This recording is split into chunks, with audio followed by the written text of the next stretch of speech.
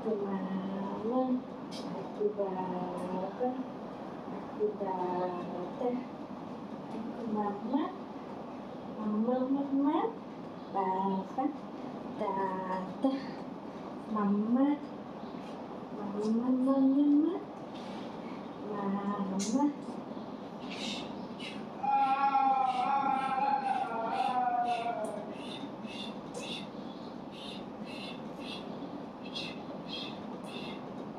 Aku mama, aku baba, aku dada, aku mama.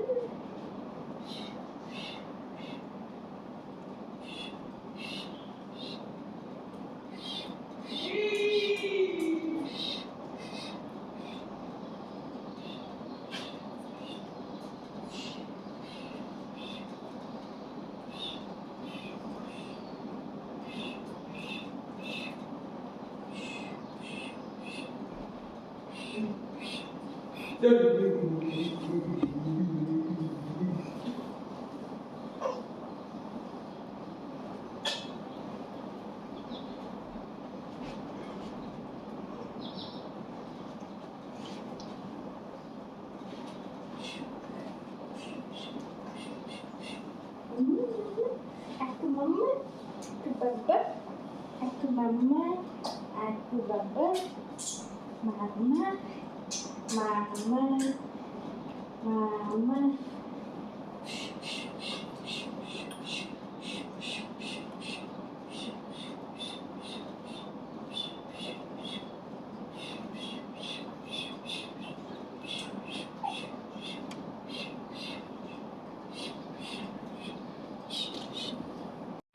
তো আপনারা এখানে দেখলেনই তো বাচ্চার কাহিনী। এই যে যখনই কেউ কোলে নেয় মনে করেন ওরে ১ মিনিটও বিছানার উপরে রাখা যায় না। আর বিছানার উপরে রাখলেই মনে করেন চিৎকার পারে।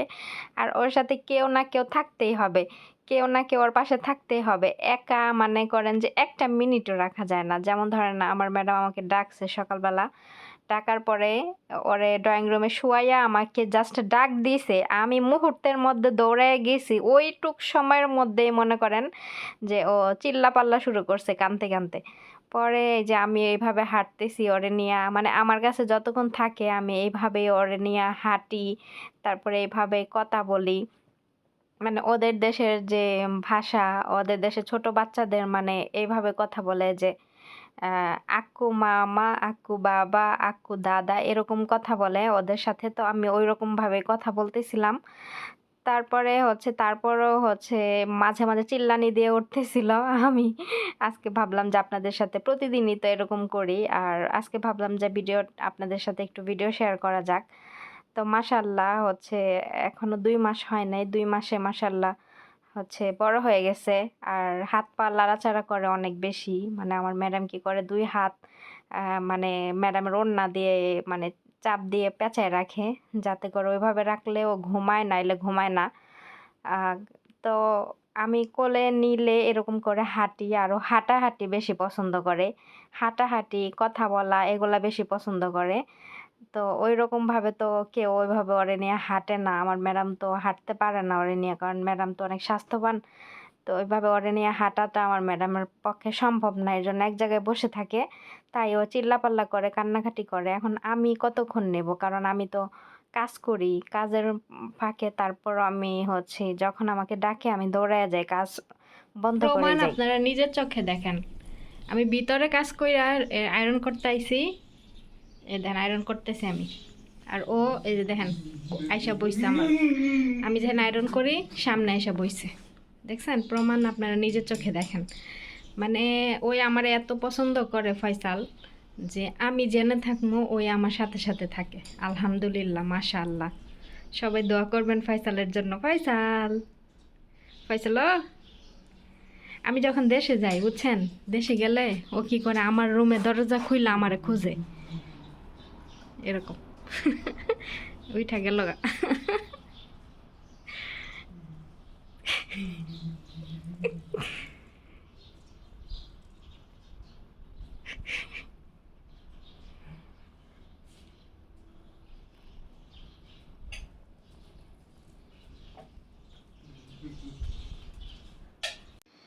আসসালামু আলাইকুম, কেমন আছেন সবাই? আলহামদুলিল্লাহ আমি ভালো আছি।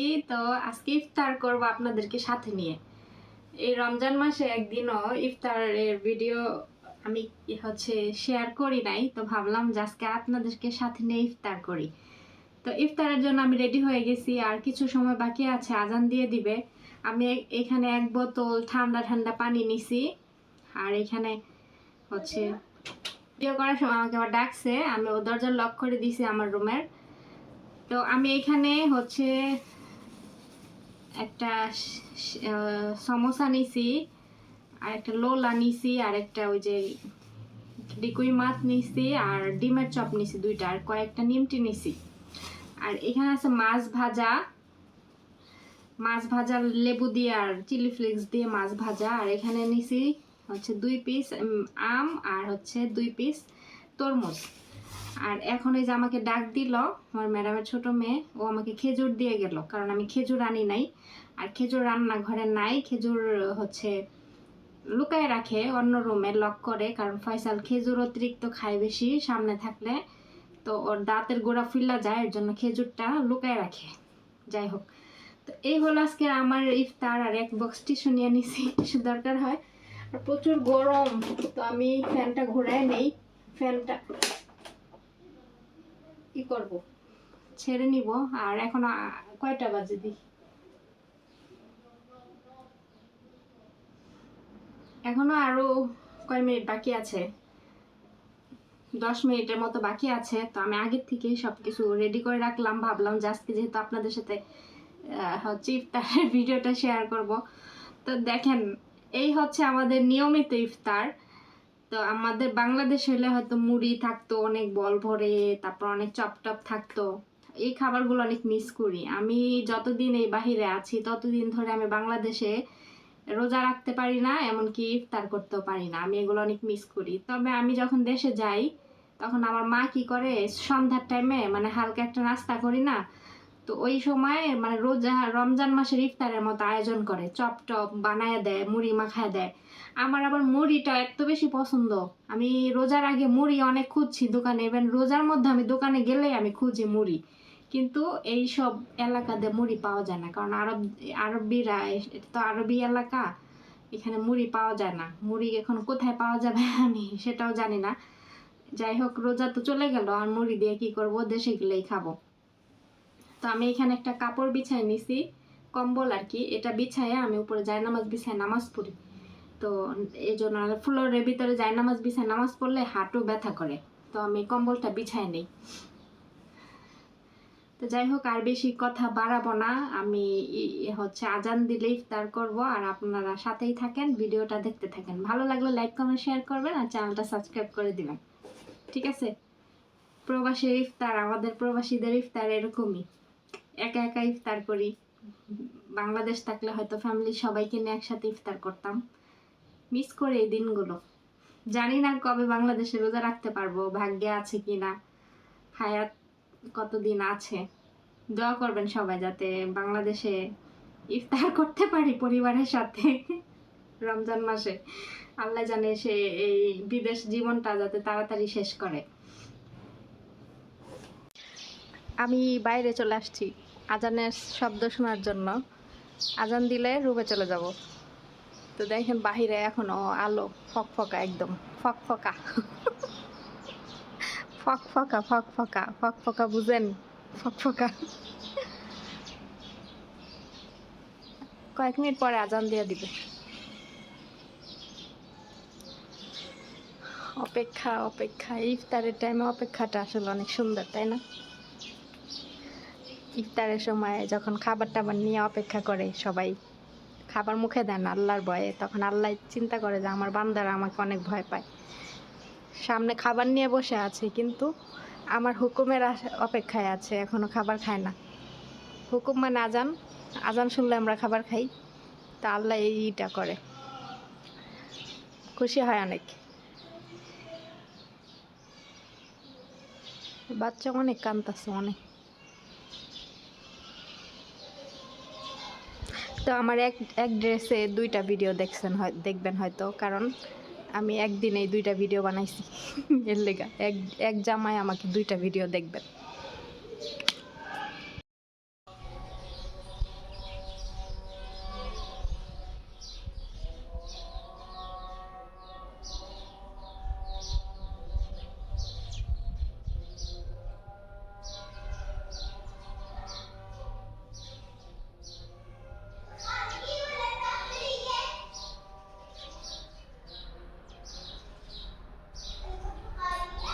রমজান মাসে একা একা ইফতার করলাম কিভাবে, এগুলা কখনো আপনাদের সাথে শেয়ার করা হয় না। আর আমি খাওয়া দাওয়া এগুলা খুবই কম শেয়ার করি। আর আমি সারাদিন যে খাওয়া দাওয়া করে এরকম খাওয়া দাওয়া করি না, আমি টাইম টু টাইম খাবার খাই। অনেকে আছে যে আমি দেখেছি অনেকের ভিডিও, একটু কাজ করে আবার কি করে আইসা একটু খায়, আবার কাজ করে আবার খায়। তো ওইভাবে খাওয়া আমি জীবনও কখনো খাইনি। আমি একদম সকালবেলা নাস্তা অনেক সময় করি, অনেক সময় করি না। আবার দুপুরের লাঞ্চটা আমি খাই। হ্যাঁ, প্রতিদিন দুপুর লাঞ্চ করি। আবার রাতের খাবারও দেখা যাচ্ছে অনেক সময় যদি খাবার পছন্দ না হয় তো সেগুলো আমি খাই না। তো এইভাবে আমার খাওয়ার কোনো মানে নাই যে আমি একটার পর একটা খাইতেই থাকবো, খাইতেই থাকবো, এরকম খাওয়া আমি খাই না। তো রমজান মাসে ভাবলাম যে আজকে আপনাদের সাথে একটা ইফতারের ভিডিও করি। তো এখানে দেখতে পারতেছেন যে আমি একা একা ইফতার করতেছি। আর ওদের একটা আপু আমাকে কমেন্ট করছে যে উনি নাকি ওনার ম্যাডামদের সাথে বসে ইফতার করে। আসলে বয়স্ক মানুষ থাকলে, যদি বাসায় পুরুষ মানুষ না থাকে তাহলে সেক্ষেত্রে বয়স্ক মানুষের সাথে ইফতার করা যায়। কিন্তু এখানে হচ্ছে আমার ম্যাডামের হচ্ছে মেয়েরা, ম্যাডামের হাজবেন্ড সবাই বসে এক প্লেট ইফতার করে। তো সেখানে গিয়ে কি আমার ইফতার করা সম্ভব? আর আমি ওইটাকে আমার হচ্ছে আমি কমফোর্টেবল মনে ফিল করি না। আমার আমার খাবার আমি নিজে একা খেতে পছন্দ করি। কেন? কারণ ওইখানে ওদের খাওয়া দাওয়া অত বেশি মানে যে সুন্দরভাবে ওরা খাইতে পারে তাও কিন্তু না। ওরা কিন্তু সুন্দরভাবে খাবারটাও খাইতে পারে না। যেমন ধরেন ওরা খাবার খায়, মুখের ভিতরে ভাত দিলে অর্ধেক ভাত মানে ওই প্লেটের উপরে পড়ে যায়। তো ওইভাবে ওরা খায়। কিন্তু ওইসব খাবার কি আমরা খেতে পারবো এসব চোখের সামনে এরকম দেখে? তো যাই হোক, ওইরকম খাবার, আমার খাবার আমি আলাদা এইভাবে রুমে এনে খাই। তো একা একা ইফতার করতেছিলাম। আর ইফতারে কি কি আছে সেগুলোও তো আপনাদের সাথে শেয়ার করলাম। আর হচ্ছে এই ভিডিওটা কয়েকদিন আগের, আমি এডিটিং করতেছি না, করার জন্য আপলোড করা হচ্ছে না। নিয়মিত যেগুলো ডেইলি ব্লগ করি সেগুলো হচ্ছে আপলোড করি। তো ভাবলাম যে আজকে এডিটিং করে আপলোড করে দেই ভিডিওটা। তো হচ্ছে আমি এখন হচ্ছে খাবার খাইছি, তারপরে ফ্রেশ হইছি আগে, তারপরে খাবার খাইছি। এখন আমি ঘুমানোর জন্য প্রস্তুত, লাইট অফ করে ঘুমায় পড়বো। তো আমি ভাবলাম যে হুট করে একটা কথা মনে পড়লো, আপনাদের সাথে শেয়ার কইরাই ঘুমাই। যেমন আজকে আমি দুপুরবেলা রান্না করতে গিয়ে ঘুম থেকে উঠছি 3টার সময়, উঠে আমি রান্না করতে গেছি। যাওয়ার পরে এখন দেখি যে রান্নাঘরে ওনার ম্যাডামের বড় মেয়ে মানে একটা ডেজার্ট বানাইতেছে, মানে একটা মিষ্টি জাতীয় হচ্ছে কেকের মতো ইয়ে বানাইতেছে। যে এটা আমি এর আগে ভিডিওতে আপনাদের সাথে শেয়ার করছিলাম, আমি বানাইছিলাম। মানে নিচে বিস্কিট, উপরে ক্রিম, তার উপরে বিস্কিট, আবার ক্রিম, তার উপরে হচ্ছে নিউটেল্লা। তো ওইটা আমি বানাইছিলাম, অনেক মজা হয়েছিল, সবাই খাইছিল, ঠিক আছে। এখন ম্যাডামের বড় মেয়ে হচ্ছে আমার মতো এটা বানাইতে গেছে। এখন ও কি করছে, মানে ক্রিম ট্রিম সব দিছে, দেওয়ার পরে ভালো করে মিক্স করে নাই, ছাকরা ছাকরা রইছে। আবার কি করছে যে পাস্তা আছে না, পাস্তার যে মানে একটা শ্যামার মতো পাস্তা আছে, ওইটারে কি করছে ভাইজা কালা কুটকুটা বানাই ফেলাইছে। ভাইজা কালা কুটকুটা বানাইয়া ওইটার উপর দিয়ে দিছে। এখন আমি রান্নাঘরে ঢুইকা দেখি যে ওর বানানো শেষ।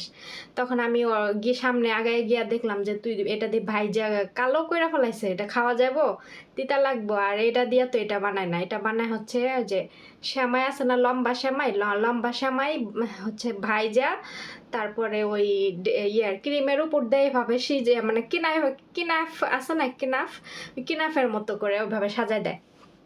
পরে ও আবার দেখি যে ওর মোবাইল সামনে নিয়ে ওই মোবাইল দেখে দেখে বানাইছে আর কি। পরে আমি বললাম যে তুই কি এইভাবে মোবাইলে ইউটিউবে এইভাবে দেখছিস? কয় হ্যাঁ। পরে আমি এটা তো খাওয়া যাবো না। পরে ও কিছু বলে না, ফ্রিজে রাইখা দিছে। যাই হোক, ইফতারের পরে হচ্ছে ওরা ওইটা বাইর করে নিয়ে হচ্ছে খাইতে গেছে। এখন আমার ম্যাডামে মুখে দিতে পারে না, মানে পুইরা ফালাইছে কাঁচা, এই ওগুলো হচ্ছে পানি দিয়ে রান্না করতে হয়। যাই হোক ওই বানাইছে, এখন ওরা খাইতে পারে নাই। লাস্টে আমি তো কাজ শেষ করে আমার রুমে চলে আসছি, এখন দেখি যে ওরা খাইতে পারে নাই। কি করছে আমার ম্যাডাম বলছে যে আমি দেখার আগে যাতে ময়লার ইসে ফালাই দেয়, মানে আমি দেখলে মানে হাসবো, যদি হাসি যে এত বড় মাইয়া কিছু পারে না। তো এই জন্য মানে এই আমি দেখার আগে আর কি ময়লার এসে ফেলে দিতে বলছে। তো ময়লার বক্সটা আমার রুমের সামনে, ওরা দেখি যে মানে রান্নাঘরে খুটুর খুটুর করতেছে। এখন রান্নাঘরে ওরা খুটুর খুটুর করলে আমি ঘর থেকে মানে বুঝি যে ওরা কিছু একটা করতেছে। তো যাই হোক পলিথিনের মধ্যে এই ডেজার্ট সব ফালাইয়া আমার রুমের সামনে যে ময়লার বক্স এটার ভিতরে ফালাই দিয়ে গেছে, যাতে করে আমি না দেখি। পরে শেষে হচ্ছে ওরা খাওয়া দাওয়ার পর আমাকে ডাকছে, আমি গেছি। এখন দেখি যে যেটার ভিতরে যেই মানে বোলের মধ্যে ডেজার্ট বানাইছে ওই বল হচ্ছে বেসিংয়ে রেখে দিছে। তো এতগুলো ডেজার্ট ওরা তো আর খাওয়া শেষ করে পারবে না। পরে শেষে আমি কি করছি, আইসা চেক করছি ময়লার বক্সে। এখন দেখি অনেক পলিথিনের ভিতরে বাইন্দা ময়লার বক্সে ফালাই দিছে। বুঝেন 16 বছরের মেয়ে কিছুই পারে না, কিছুই পারে না। তারপরে হচ্ছে কি বলে এই যে আজকে যে এত বড় একটা কাজ করলো, এই খাবারটা বানাইছে খাইতে পারলো না, ফালাই দিল। এগুলো একটা অপচয় না? এটা তো সামান্য অপচয়। প্রতিনিয়ত খাবার অপচয় করে, সেগুলোর কোনো হিসেব নাই। অথচ আমাদেরকে যদি একটু মানে বেশি টাকা মানে স্যালারি বেশি বাড়ায় দিতে হয় তাহলে সেটার হিসাব আছে, ঠিক আছে? তো আমি যদি এই কাজটা করতাম, যে আমি যদি কোনো কিছু বানাইতাম যদি খাওয়ার অযোগ্য হইতো, আমি তো আলহামদুলিল্লাহ যেটাই বানাই সব কিছু খাওয়ার যোগ্য হয়, এমনকি খুব ভালো হয়। তো কোনো জিনিস ফালানো যায় না। তো আজকে ওনার মেয়ে যে কাজটা করছে ওই কাজটা যদি আমি করতাম তাহলে দেখতেন বারে বারে রান্না করে আইসা খালে আমার এই এক কথাই আমার বারবার বলতো, ঠিক আছে? কিন্তু মেয়ে তো আজকে এর জন্য মেয়েরে কিছু বলে নাই। এমনকি আমার চোখের আড়ালে যাতে করে ময়লার ইসে ফালাই দেয়, আমি যাতে না দেখি যে ওইটা খাওয়ার অযোগ্য, লজ্জা পাইবো, এই জন্য আমার আড়ালে ফালাই দিছে। তা আমি তো মনে করেন যে সব কিছু আমার চোখ সব দিকে থাকে, কোথায় কি হচ্ছে আমি তো দেখে ফেলছি। তো এটাই। তো যাই হোক অনেক কথা শেয়ার করলাম, এখন ঘুমায় যাই, আবার দেখা হবে ইনশাল্লাহ। Good night.